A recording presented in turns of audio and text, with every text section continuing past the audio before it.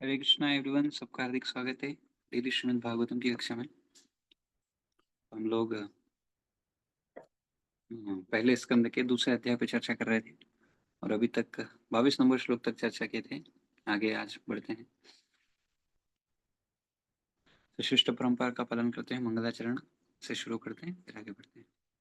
ओम ज्ञानतिमिरान्धस्य ज्ञानाञ्जनशलाकया चक्षुरुन्मिलितं येन तस्मै श्रीगुरवे नमः। विष्णुपादाय कृष्णपृष्ठाय भूतले श्रीमते भक्तिवेदान्त स्वामिनिति नामिने नमस्ते सारस्वती देवे गौरवाणी प्रचारिणे निर्विशेष शून्यवादी पाश्चात्यदेशतारिणे जय श्री कृष्ण चैतन्य प्रभु नित्यानंद श्री अद्वैत गदाधर श्रीवासादि गौर भक्तवृंद हरे कृष्ण कृष्ण कृष्ण हरे हरे हरे राम राम राम हरे हरे।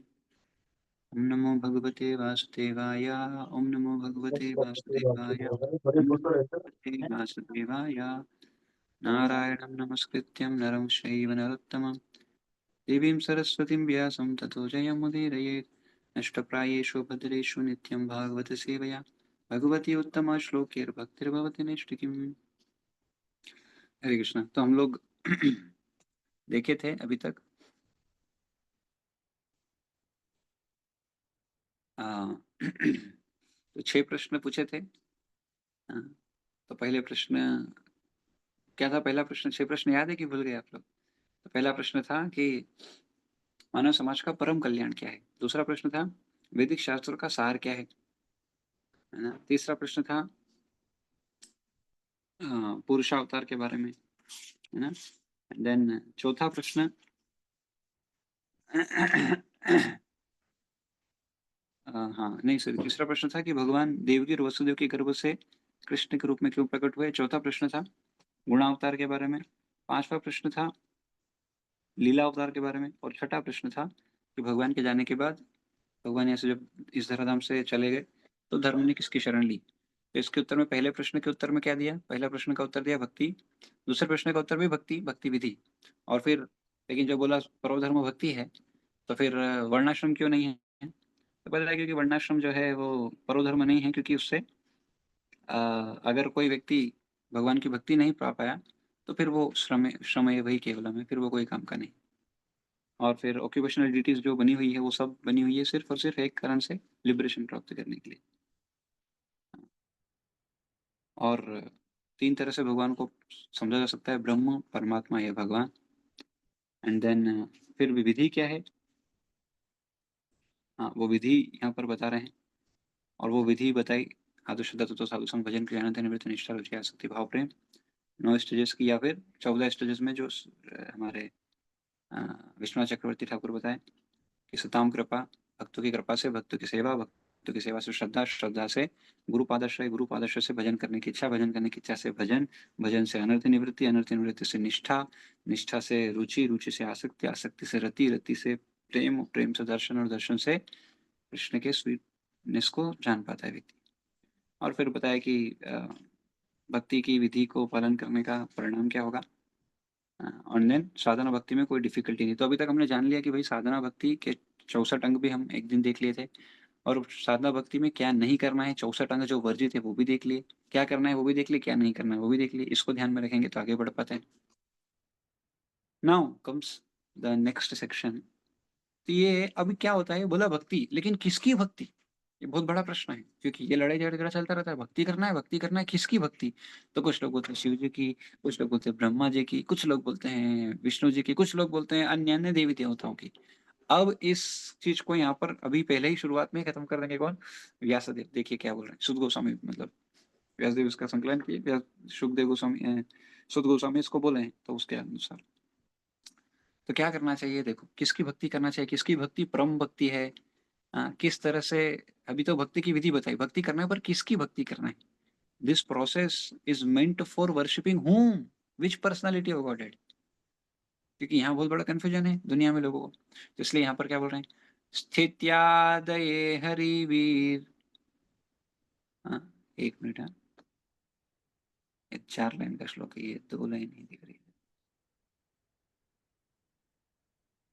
हाँ, सत्वम रजस्तमा इति प्रकृतेर्गुणास्ते सत्वं रजस्तम इति प्रकृतेर्गुणास्ते युक्तः परः पुरुष एक इहास्य धत्ते स्थित्यादे हरिविरिञ्च हरेति संज्ञा श्रेयांसि तत्र खलु सत्त्वतन्नो नृणां स्युः।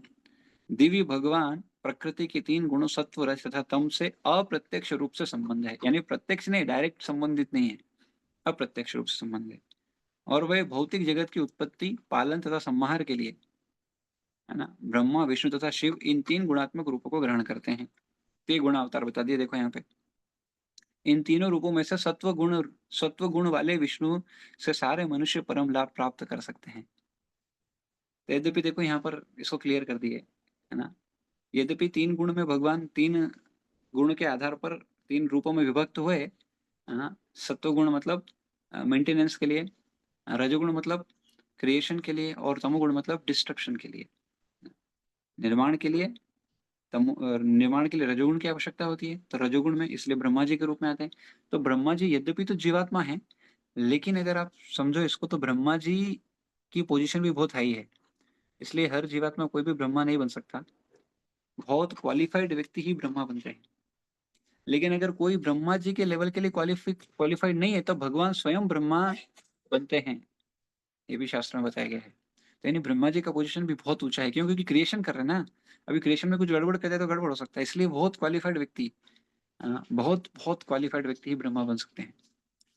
एंड ब्रह्मा, जो भी ब्रह्मा होते हैं वो शुद्ध भक्त। एक्चुअली जितने भी देवी देवता हैं, 33 कोटि भी बोलते हैं, 33 करोड़ भी हैं, नो डाउट, दोनों सही है।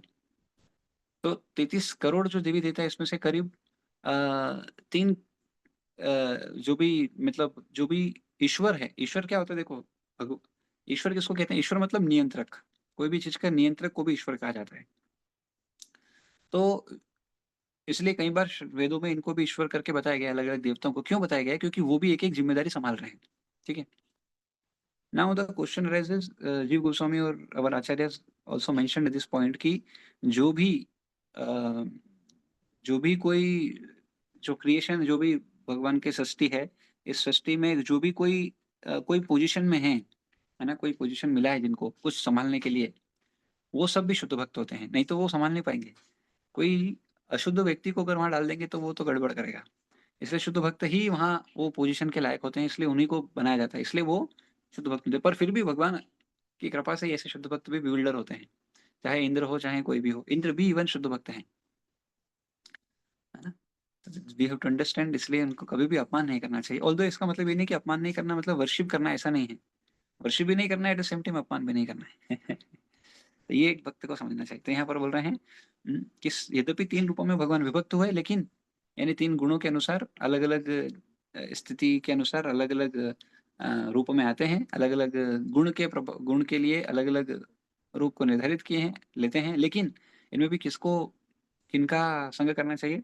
जो भगवान विष्णु, सत्व गुण वाले विष्णु से सारे मनुष्य परम लाभ प्राप्त कर सकते हैं, ठीक है, परम लाभ। ये देखो इतना कंफ्यूजन जो है ना दुनिया में, एक्चुअली कोई कंफ्यूजन नहीं है, पर ये लोग जब जीवित रहते हैं ना तब बहुत परेशान होते रहते हैं, ये बड़े वो बड़े, ये बड़े ये बड़े। लेकिन उनको ये नहीं पता मृत्यु के पास सबको एक ही गति प्राप्त करना है, इसलिए हर व्यक्ति को क्या करते हैं, मुख में भगवान विष्णु के चरण कमल में ऑफर तुलसी को उसको मुंह में रखते हैं, गंगा जल, जो गंगा जल भगवान के चरण से निकला है उसको रखते हैं, या भगवान का प्रसाद। इस तरह से या हरि नाम उच्चारण करते हैं, उसके आसपास चारों तरफ राम राम, राम नाम सत्य है, या हरि हरि, हरे कृष्ण महामंत्र, ये सब उच्चारण करते हैं। इससे समझ में आता है उसको, व्यक्ति को गति तो चाहिए विष्णु के लोक में। क्यों? क्योंकि यही शास्त्र वर्णन करता है कि सिर्फ और सिर्फ भगवान विष्णु का धाम ही जो है वो क्या बोलते हैं, आध्यात्मिक जगत, और उसमें से कोई जाने के बाद वापस नहीं आता है। तो हर व्यक्ति को पता है, लेकिन इधर ही जब जिंदा रहता है तभी उधर नाटक करता है कि इनको नहीं मानना, उनको नहीं मानना, इनको मानूंगा उनको मानूंगा। लेकिन मरने का सबको गति एक ही चाहिए। तो हम समझ सकते हैं उससे भी कि भैया अल्टीमेट गति वही दे रहे हैं, इसलिए वही जाना चाहिए। इवन शास्त्र में वर्णन है कि वाराणसी में कोई प्राण त्यागता है तो उसको भी भगवान का धाम प्राप्त होता है। कैसे है? क्योंकि जो भी व्यक्ति वाराणसी में, काशी में प्राण त्यागता है, शिव जी उसके कान में आके भगवान का हरिनाम बोलते हैं, और इस तरह से उसकी मुक्ति होती है। तो अल्टीमेटली मुक्ति तो भगवान के नाम से होती है। चाहे आप कोई सा भी युग ले लो, सतयुग में क्या करते थे? ध्यान करते थे, पर वो ध्यान में भी actually they are chanting the names of the lord, और वो नाम ही उनको शुद्धिकरण करता था, ना कि उनकी तपस्या, है ना। इवन अगर आप देखोगे त्रेता में जो था मखे, त्रेतायुग में यज्ञ होते थे, यज्ञ में भी एक्चुअली जो वैदिक मंत्र में भगवान का नाम उच्चारण करते थे उसी से शुद्धिकरण होता था, न कि सिर्फ यज्ञ में आहुति डालने से। और जब डिटी वर्शिप करते थे तो उस समय भी वो लोग भगवान को उच्चारित मंत्र से ही अंदर प्रवेश करते हैं और उसी के आधार पर सब पूरा डिटी वर्शिप का निर्णय। तो इसलिए आप देखोगे तो हर युग में तारना वाला तो सिर्फ भगवान का नाम ही है, चाहे कलयुग हो चाहे कोई सा भी हो, पर विशेष रूप से कलयुग में और कोई विधि नहीं एप्लीकेबल है, सिर्फ और सिर्फ नाम एप्लीकेबल है। और वो भी किनका नाम? हरि का नाम। क्यों? क्योंकि अल्टीमेटली जाना व्यक्ति को वही है। और किन्हीं का नाम नहीं बोल रहे, इनका नाम भी ले लो, उनका नाम भी ले लो ना, nowhere it is mention. फालतू में लड़े झगड़ा करना, रहे इनको आप छोटा करें उनको बड़ा करें, वही छोटा बड़ा की बात नहीं है। जो सत्व है वो तत्व है, जो सिद्धांत है वो सिद्धांत है, सिंपल। तो पहले जैसा यहाँ कहा गया है कि भगवान श्री कृष्ण की भक्ति उनके पूर्ण अंशों के रूप में की जाए, उसकी पुष्टि इस कथन द्वारा होती है। भगवान श्री कृष्ण तथा उनके सर्वपूर्ण अंश विष्णु तत्व है। लेकिन आगे आने वाले श्लोक में वो भी उसको भी हटा देंगे कि एक्चुअली विष्णु तत्व में भी श्रेष्ठ कौन है, कृष्ण। तो 25वां श्लोक शायद 25वां या 27वां श्लोक शायद आता है ऐसा। एनीवे लेट्स सी, आगे बढ़ के धीरे धीरे। सो श्री कृष्ण के बाद अगला प्राकट्य बलदेव का होता है। देखिए यहाँ पर सृष्टि का निर्माण यानी कैसे भगवान से कौन आ रहे हैं वो भी बता दिए प्रभुपाद जी। सो बल कृष्ण आते हैं, कृष्ण से कृष्ण के कृष्ण के बॉडी एक्सपेंशन है बलदेव जी, है ना। बलदेव से संकर्षण आते हैं, संकर्षण के बाद यानी ये चतुर्व्यूह आता है, वसुदेव संकर्षण प्रद्युम्न, तो इन संकर्षण से फिर आते हैं नारायण, और नारायण से दूसरे संकर्षण यानी वही दूसरा क्वाड्रेपल, दूसरा चतुर्व्यूह, संकर्षण प्रद्युम्न, वसुदेव संकर्षण प्रद्युम्न अनिरुद्ध, फिर संकर्षण से, तब इन संकर्षण से विष्णु पुरुष अवतार का प्रकट होता है, यानी इनसे आते हैं महाविष्णु या कारणोदक्ष विष्णु। विष्णु तथा सत्वगुण के विग्रह इस भौतिक जगत के पुरुष अवतार है, और भगवान विष्णु ही पुरुष अवतार के अंतर्गत आएंगे। इसका उत्तर अभी देने वाले हैं। पुरुष अवतार के बारे में पूछे तो तीन पुरुष, कारणोदक्ष विष्णु, गर्भोदक्ष विष्णु और शिरोदक्ष विष्णु के रूप में तीन पुरुष के वर्णन करेंगे। तो यहाँ पर शिरोदक्ष विष्णु ही परमात्मा नाम से जाने जाते हैं। और ये कहाँ रहते हैं आपको पता था, ये रहते हैं क्षीर सागर में। क्षीर सागर कहाँ है? क्षीर सागर है ध्रुव लोक में, ठीक है। इसी को श्वेत द्वीप भी कहते हैं वहां पर। तो इस भौतिक जगत में भी ब्रह्मांड है, इस भौतिक जगत में भी भगवान का धाम है, वैकुंठ है, वो कहाँ है? वो है क्षीर सागर। लेकिन इसके अलावा भी एक और इस भौतिक जगत में एक और ब्रह्मांड है जिसको बोलते हैं प्रापंचिक वैकुंठ।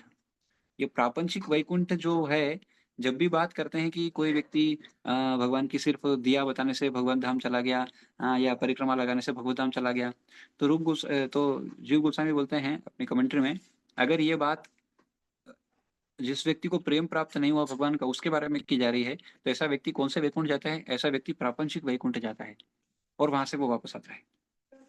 तो ये बात यहाँ पर है, ठीक है। तो तो भगवान विष्णु विष्णु अथवा सत्वगुण के विग्रह इस भौतिक जगत के पुरुष अवतार हैं। श्रीदक्ष विष्णु परमात्मा के नाम से जाने जाते हैं, और परमात्मा ही हमारे हृदय में विवास करते हैं। तो ये कौन है? श्रीदक्ष विष्णु ही परमात्मा के रूप में विभक्त हैं, हर एक जीवात्मा के हृदय में परमात्मा रूप में भी वास करते हैं। ब्रह्मा रजस के विग्रह हैं और शिव तमस के। तो रजोगुण को संभालते हैं ब्रह्मा जी, और शिव जी संभालते हैं तमोगुण को, है ना। ये तीनों इस भौतिक जगत के तीनों गुणों से के विभागाध्यक्ष हैं, एक एक विभाग के अध्यक्ष बना दिए गए हैं, ठीक है। डिपार्टमेंट वाइज उनको वो पोजीशन दिया हुआ है।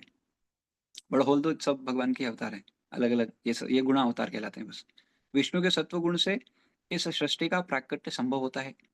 तो प्राकट्य है ना, सत्व गुण से, एंड देन जब इसे विनष्ट करना होता है तो शिवजी अपने तांडव नृत्य से इसे नष्ट करते हैं। इसलिए शिवजी जब भी तांडव करते हैं मतलब नाश होता है, इसलिए तांडव हाँ, जब करते हैं तो सृष्टि का नाश करने के लिए करते हैं। भौतिकतावादी तथा मूर्ख मनुष्य क्रमशः ब्रह्मा तथा शिव की पूजा करते हैं। तो भौतिकतावादी और मूर्ख क्यों? क्योंकि वो ये नहीं जाने कि जीवन का उद्देश्य क्या था। यद्यपि वो सभी भगवान के अवतार हैं, लेकिन वो किस लिए आए हैं? वो एक एक पर्टिकुलर उद्देश्य को पूरा करने के लिए वो अवतार को लिए हैं। किंतु विशुद्ध अध्यात्मवादी सत्वगुण के रूप में विष्णु की पूजा उनके विविध रूपों में करते हैं। हाँ, जो अध्यात्मवादी है वो सिर्फ और सिर्फ भगवान विष्णु की पूजा करते हैं अलग अन्य रूपों में। विष्णु परमात्मा के लाखों करोड़ों अभिन्न तथा भिन्न रूपों में प्रकट होते हैं। अभिन्न रूप ईश्वर कहलाते हैं और भिन्न रूप जीव कहलाते हैं। तो भगवान के दो दो तरह के एक्सपेंशन है, एक स्वांश और एक विभिन्नांश।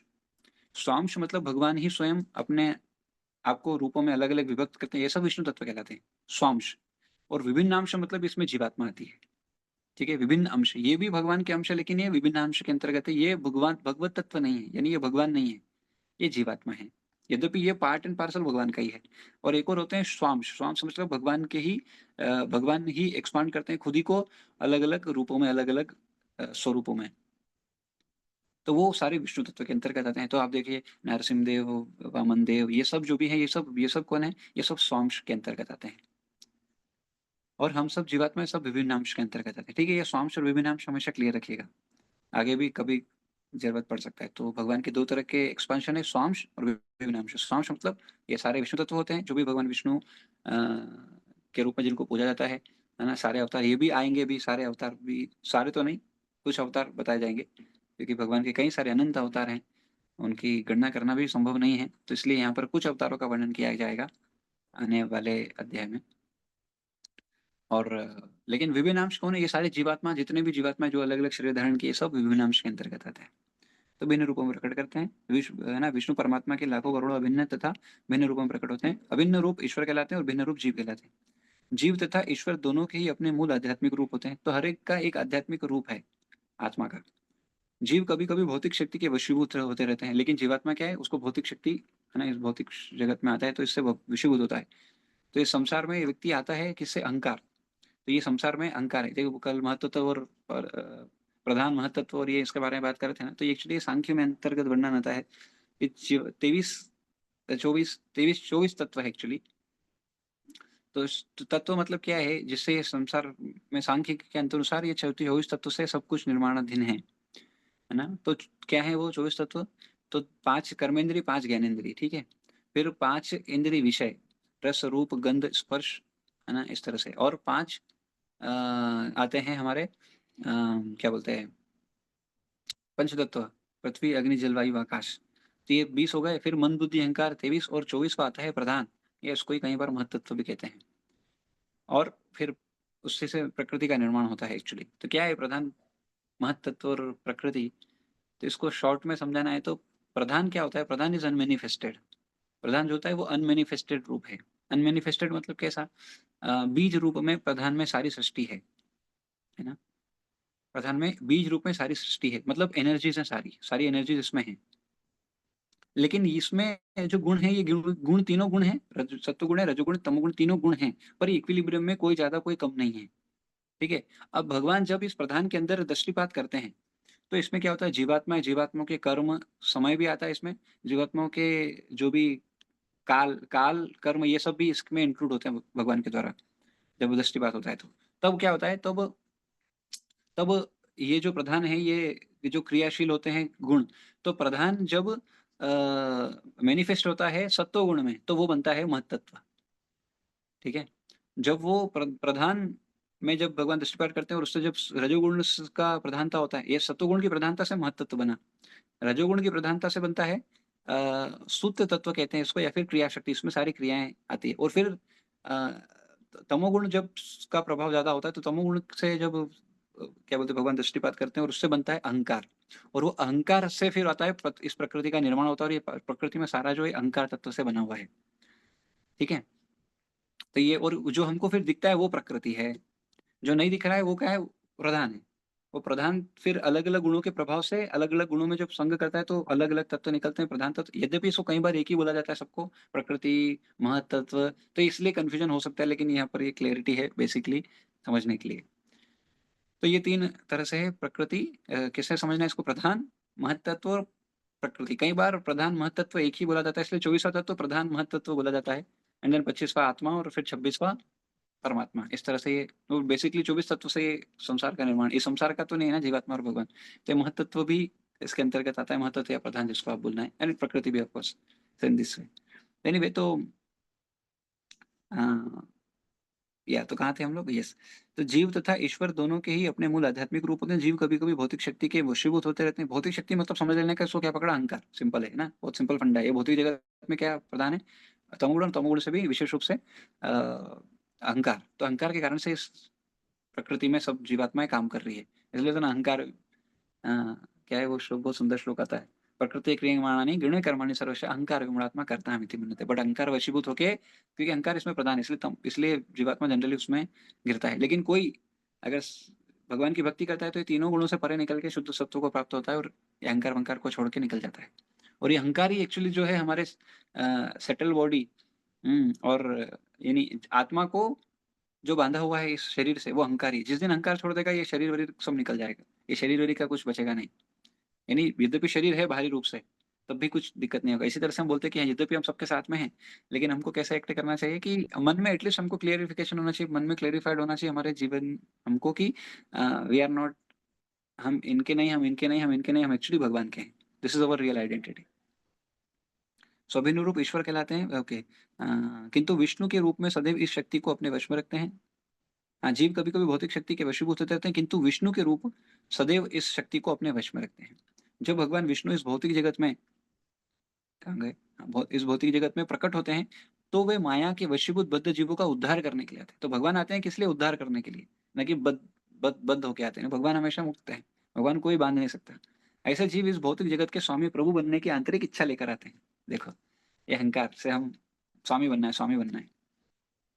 तो 2 अहंकार है, एक फ़ॉल्स ईगो है और एक रियल ईगो है। तो ये जगत में जब आता है व्यक्ति फ़ॉल्स ईगो लेके आता है, बट रियल ईगो क्या है? जब सही ईगो में स्थापित होता है तब फिर वो कोई दिक्कत नहीं होता है। सही ईगो क्या है? और फ़ॉल्स ईगो क्या है? मैं शरीर हूँ, मैं इनका हूँ, उनका हूँ। रियल ईगो क्या है? मैं आत्मा हूँ, मैं भगवान का हूँ। This is only the real ego. तो ये अंडरस्टैंडिंग बहुत क्लियर होना चाहिए। और ऑल्दो हम रियलाइज़ नहीं कर पाए इसको अभी तक, लेकिन एट लीस्ट अंडरस्टैंडिंग तो आए। एंड कोशिश करें इस पर एक्ट करने का, है ना? हाँ, ऐसे जीव इस भौतिक जगत के स्वामी प्रभु बनने की आंतरिक इच्छा लेकर आते हैं और इस तरह वे प्रकृति के 3 गुणों में फँस जाते हैं। फलस्वरूप जीवों की वो विविध अवधि का बंदी जीवन बिताने के लिए अपना भौतिक आवरण बदलते रहना पड़ता है। अलग-अलग गुण में है ना, वो पढ़े ना आप, ऊर्ध्वं गच्छति सत्त्वस्तम, सत्व गुण वाले जो हैं वो उच्च लोकों में जाते हैं। मध्ये तिष्ठन्ति रजस, रजोगुण वाले जो है वो मध्य में, यानी इस पर्टिकुलर लोक में जिसमें अपन है उसमें विराजमान रहते हैं। एंड अधो गच्छति अ, तामस। तामस, यानी तमोगुण वाले जो है नीचे के लोकों में जाते हैं। लेकिन इस दुनिया में भी अगर आप देखोगे तो यद्यपि इस दुनिया में जो है वो मेनली रजोगुण वाले लोग हैं, बट इसमें भी ये अलग-अलग योनि में अगर देख सकते हैं, तो यद्यपि इस रजोगुणी लोग हैं हम, जो रजोगुण की प्रधानता से इस भौतिक जगत में आते हैं, है ना? और इसी तरह से हम देख सकते हैं, इसी में क्या होता है कई बार अलग-अलग प्रभाव, तीनों गुण बहुत एक्टिव हैं इसलिए कभी कोई से गुण में रहते हैं, कभी कोई से गुण में, इसलिए अलग-अलग क्रियामान होते हैं, क्रियाओं को करते हैं। हाँ, लेकिन भगवान क्योंकि तीनों गुण से परे हैं इसलिए भगवान तस्य कारणम करणम च विद्यते। भगवान के लिए कोई कार्य करने योग्य नहीं है। क्योंकि कार्य कौन करवाएगा? गुण का प्रभाव। लेकिन तीनों में ही नहीं तो कैसे वो उनके लिए बना हुआ है, बाँध बाँध सकता है उनको? कोई नहीं बाँध सकता। जीवात्मा क्योंकि वो 3 गुणों के प्रभाव में जब तक है तब तक वो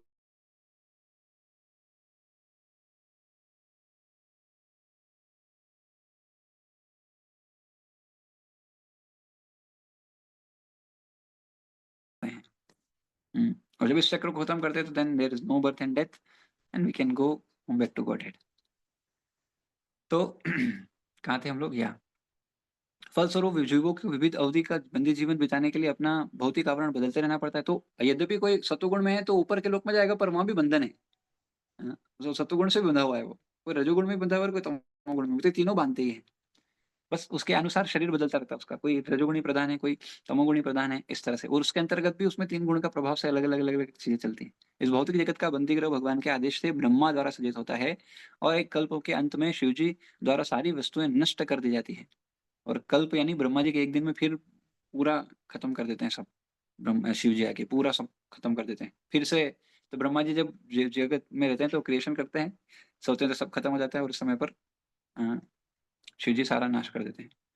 वो वही उनका कार्य है। सारी वस्तुएँ नष्ट कर देती है। किंतु जहाँ तक इस बंदीगृह की देखभाल का प्रश्न है, वह विष्णु द्वारा उसी प्रकार संपन्न किया जाता है जिस तरह राज्य सत्ता द्वारा बंदीगृह की देखभाल होती है। यानी अल्टीमेटली तो गवर्नमेंट ही है, लेकिन उसको मेनली देखती है दुर्गा देवी। ऐसा अतएव जो भी व्यक्ति जन्म, मृत्यु, रोग तथा वृद्धावस्था जैसे संतापों से पूर्ण इस संसार रूपी बंदीगृह से छूटना चाहता है, उसे ऐसी मुक्ति के लिए भगवान विष्णु को प्रसन्न करना चाहिए। That's all. भगवान विष्णु की पूजा भक्तिमय सेवा द्वारा ही संभव है। किंतु यदि कोई इस भव रूपी बंदीगृह जीवन को चालू रखना चाहता है तो वह ब्रह्मा, शिव, इंद्र, वरुण जैसे विभिन्न देवताओं से क्षणिक सुख के लिए, तो देखिए अभी कौन जाता है देवताओं की वर्शिप कौन करता है? देवताओं की वर्शिप वो करता है जिसको क्षणिक सुख चाहिए, यानी जिसको जिसको बुद्धि नहीं है सही कि भाई ये क्षणिक सुख से क्या मिलेगा, फिर चला जाएगा। तो जो कम बुद्धिमान लोग हैं वो देवताओं की शरण लेते हैं। ये गीता में भी भगवान वेरीफाई करते हैं और भागवत में भी आएगा, आने वाले श्लोकों में आ जाएगा। चालू रखना चाहते हैं ब्रह्मा, शिव, इंद्र, वरुण जैसे विभिन्न देवताओं से क्षणिक सुख के लिए तम तत्संबंधी वस्तु की याचना कर सकते हैं, कर सकता है। किंतु कोई भी देवता बंदी हाँ, जो देखो जब भी देवता लोग भी बंदी है तो फिर वो कैसे मुक्त करेंगे? हाँ, बंदी जीव को इस जगत के बद्ध जीवन से नहीं छुड़ा सकता, केवल विष्णु ही इसे कर सकते हैं। अतएव चरम लाभ भगवान विष्णु से ही प्राप्त किया जा सकता है। तो will see one more shloka much anyway देख लेते हैं। पार्थिवा दारुणो धूमस्तस्मादग्निस्त्रयीमया तमसस्तु रजस्तस्मात् सत्वं यद् ब्रह्म दर्शनम। अग्नि काष्ठ मृदा का रूपांतर है लेकिन काष्ठ से बेहतर धुआं है। अग्नि उससे भी उत्तम है क्योंकि अग्नि से वैदिक यंत्रों से हमें श्रेष्ठ ज्ञान के लाभ प्राप्त हो सकते हैं। इसी प्रकार रजोगुण तमोगुण से बेहतर है लेकिन सत्वगुण सर्वश्रेष्ठ है क्योंकि सत्वगुण से मनुष्य परम सत्य का साक्षात्कार कर सकता है। हाँ, तो यहाँ पर तीन चीजें बताई है। कंपेयर करके भगवान मतलब बता रहे हैं। तो जैसा कि पहले कहा जा चुका है, भगवान की भक्तिमय सेवा से ही इस भौतिक जगत के बद्ध जीवन से छुटकारा प्राप्त किया जा सकता है। इसके आगे यहाँ पर बताया गया है कि मनुष्य को सत्वगुण के पद तक ऊपर उठाना होता है जिससे वह भगवान की भक्ति के योग्य बन सके। किंतु यदि प्रगति में बाधा आए तो सक्षम गुरु के निर्देशन से तमस पद से भी धीरे धीरे सत्व पद तक ऊपर उठा जा सकता है। तो therefore we should always needed a guru. और वो गुरु क्या होना चाहिए? वो गुरु इन तीनों गुणों से निकला हुआ होना चाहिए, तभी तो निकाल सकता है ना। This is what the point. अतः निष्ठावान व्यक्तियों को चाहिए कि प्रगति के लिए प्रामाणिक दक्ष गुरु के पास जाए जो उन्हें तमस रजस या सत्व भी की किसी भी अवस्था से मुक्ति पद तक ले जा सके। मुक्ति पद यानी ये तीनों से निकाल सकते हैं। अतएव यह मानना एक भूल होगी कि पूर्ण पुरुषोत्तम परमेश्वर के किसी भी गुण या किसी भी रूप की पूजा करना समान रूप से लाभप्रद होगा। ये बहुत क्लियर प्रभुपाद कर दिया, ऐसा नहीं होगा भाई। कोई भी रूप की पूजा करोगे तो ऐसा नहीं कि समान लाभ होगा, ऐसा नहीं। विष्णु के अतिरिक्त भौतिक शक्ति के वशीभूत होकर सारे भिन्नांश प्रकट होते रहते थे। अतएव भौतिक शक्ति के विविध रूप जीव को सत्व के पद तक ऊपर उठने में मदद नहीं देते जो अकेला ही मनुष्य को भवबंधन से छुड़ा सके। जीवन की असभ्य अवस्था या निम्न पशु जीवन तमोगुण द्वारा नियंत्रित होता है।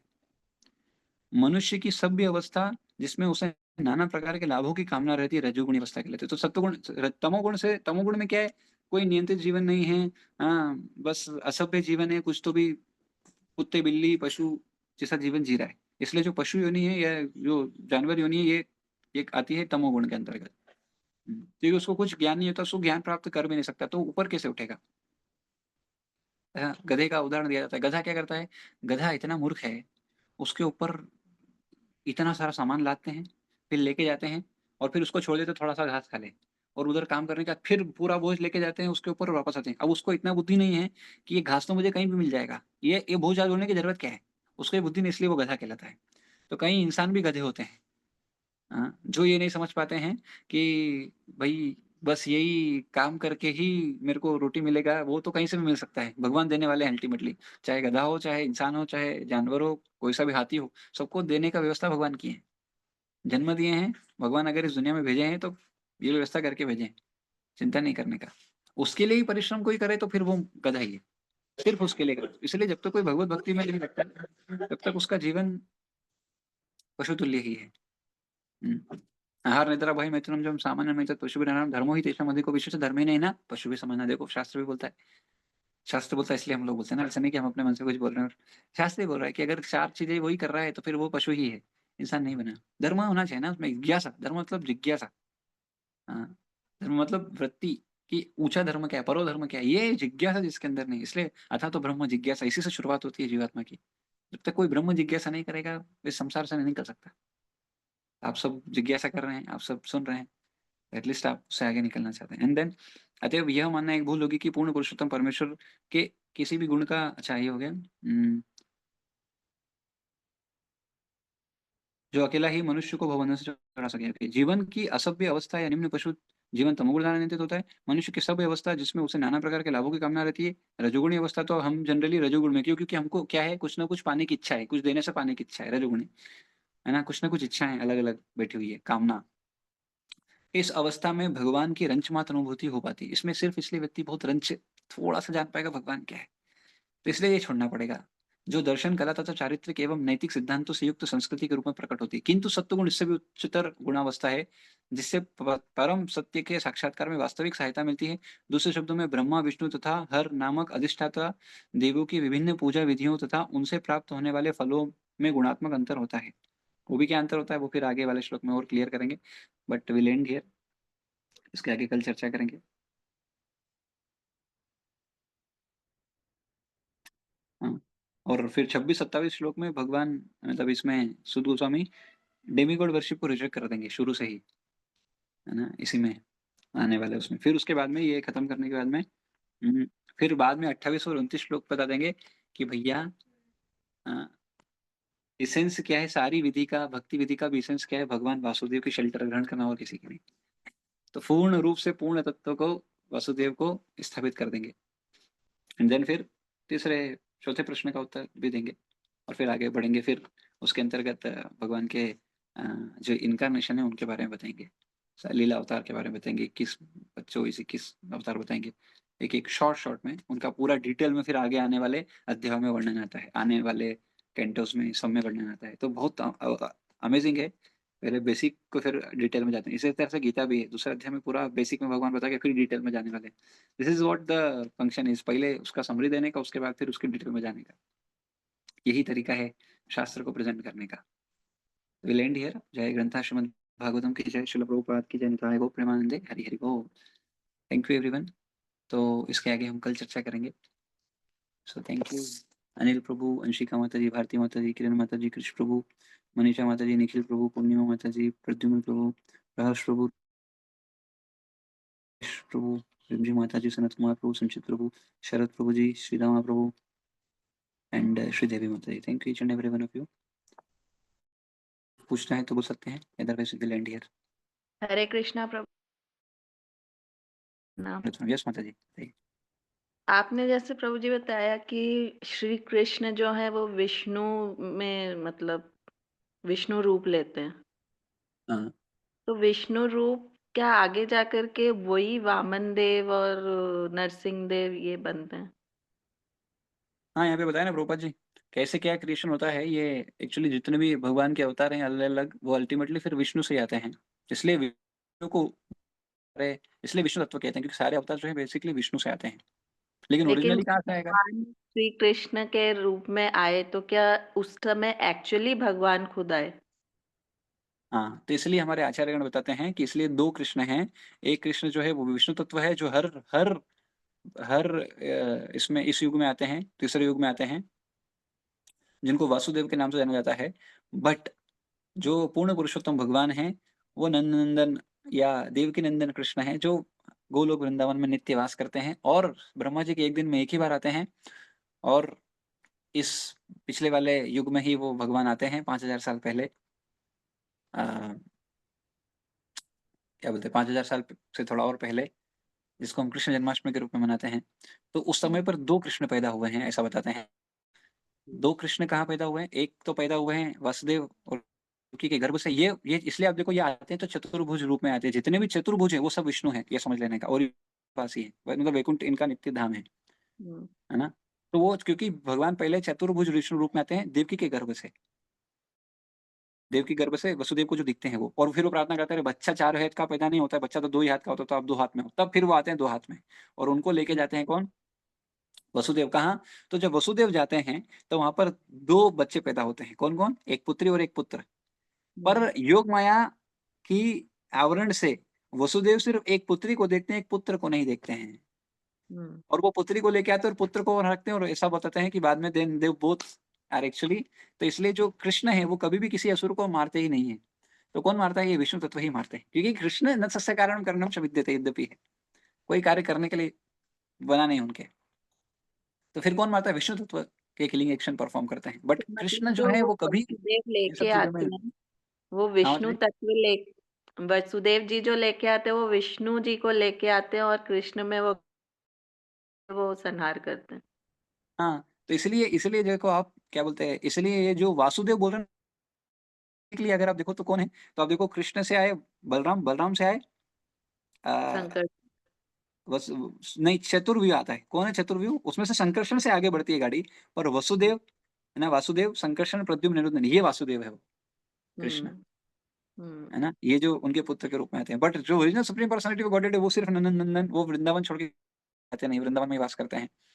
तो ऐसा बताते हैं। बाकी जो सारी एक्शन परफॉर्म है वो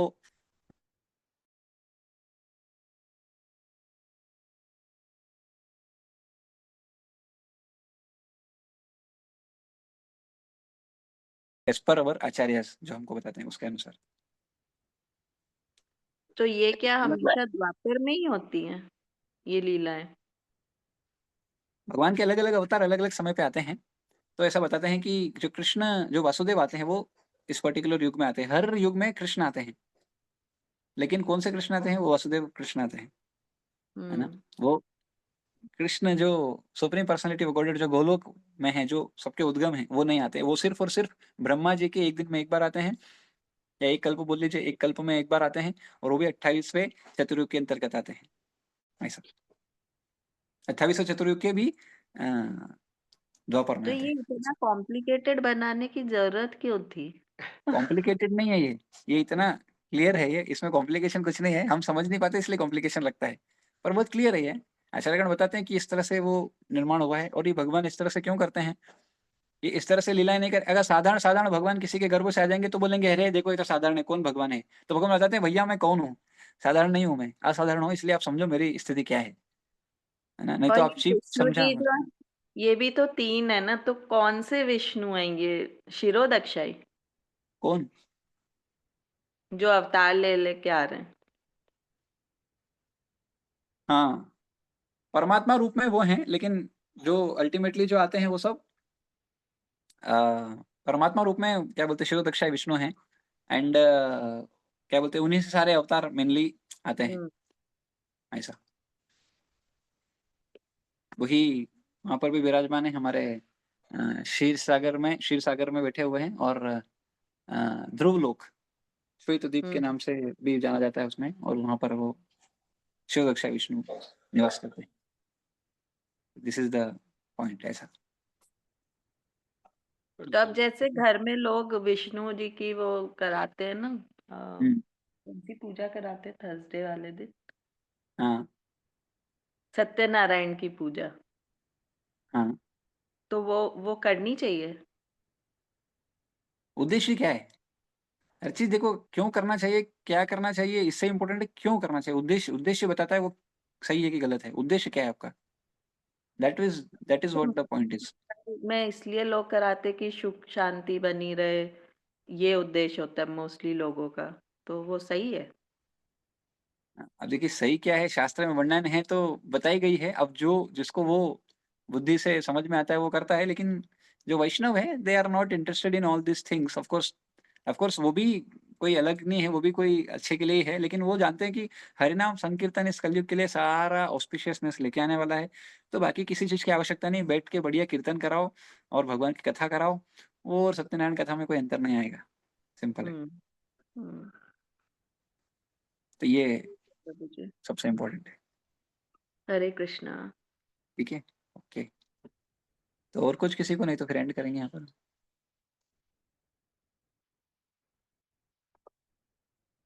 okay so will end here. जय ग्रंथ श्रीमद् भागवतम की जय, श्रील प्रभुपाद की जय, निताय गौर प्रेमानंदे, हरि हरि बोल, हरे कृष्ण हरे।